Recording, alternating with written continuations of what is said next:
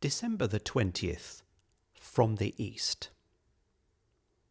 Read Matthew 2, verses 1 to 12. Now after Jesus was born in Bethlehem of Judea, in the days of Herod the king, behold, wise men from the east came to Jerusalem, saying, Where is he who has been born King of the Jews? For we have seen his star in the east, and have come to worship him. When Herod the king heard this, he was troubled, and all Jerusalem with him. And when he had gathered all the chief priests and scribes of the people together, he inquired of them where the Christ was to be born. So they said to him, In Bethlehem of Judea, for thus it is written by the prophet, But you, Bethlehem, in the land of Judea, are not the least among the rulers of Judah. For out of you shall come a ruler who will shepherd my people Israel. Then Herod, when he had secretly called the wise men, determined from them what time the star appeared. And he sent them to Bethlehem and said, Go and search carefully for the young child, and when you have found him, bring back word to me, so that I may come and worship him also. When they heard the king, they departed, and behold, the star which they had seen in the east went before them, till it came and stood over where the young child was. When they saw the star, they rejoiced with exceedingly great joy.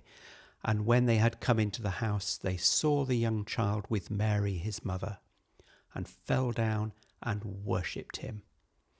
And when they had opened their treasures, they presented gifts to him, gold, frankincense, and myrrh. Then, being divinely warned in a dream that they should not return to Herod, they departed for their own country another way. Reflect. Jesus' first visitors in Matthew's Gospel are part of a pattern that will mark his adult ministry. Those on the inside, who should have understood and celebrated the Messiah's arrival, are generally unbelieving and hostile, while those on the margins are irresistibly drawn to Jesus. Here the outsider status is due to the wise men or magi's provenance. They are non-Jewish astrologers who have travelled from the east. The Magi instinctively recognize that this star signifies the birth of the King of the Jews and, like Joseph, are obedient to divine revelation. Verse 12. While Herod plots and Jerusalem panics, the Gentiles rejoice. Verse 10. The Magi's joy is exuberant, their worship unreserved. Even after Christ's resurrection, the worship of his disciples remains tinged with doubt. Matthew 28:17. No such doubts mar the simple devotion of those travellers who lavish their costly gifts upon the infant king.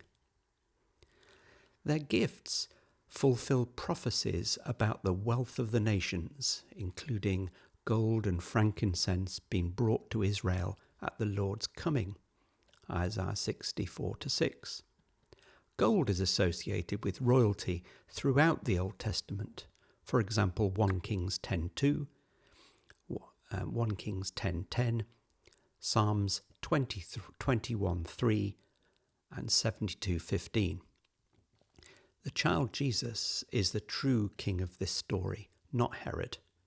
Frankincense and myrrh can have connotations of kingship, Song of Songs 3:6, but additionally point to the temple. The special oil that was burned on the altar of gold was made with frankincense, Exodus 30:34-38, and the priests were anointed with myrrh, Exodus 30:22-33. Jesus is priest as well as king, who uniquely offers his own life to redeem his people. Myrrh also hints at Jesus' fate, appearing again in the Gospels as Jesus is dying, Mark 15:23, and as his body is prepared for burial, John 19:39. Even at this tender age, the cross looms large.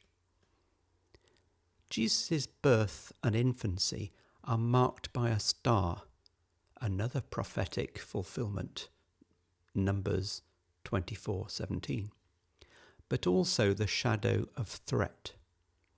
And it does not take long for the culture of death to rear its ugly head, verses 16-18.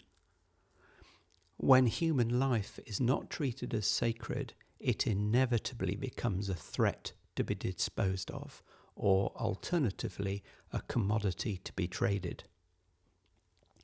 Corrupt Babylon also deals in gold, frankincense, and myrrh, along with human lives, Revelation 18:12-13.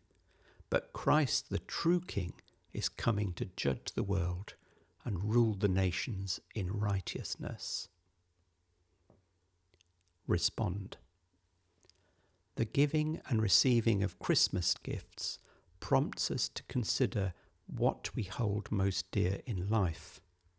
For where your treasure is, there will your heart be also. Matthew 6:21.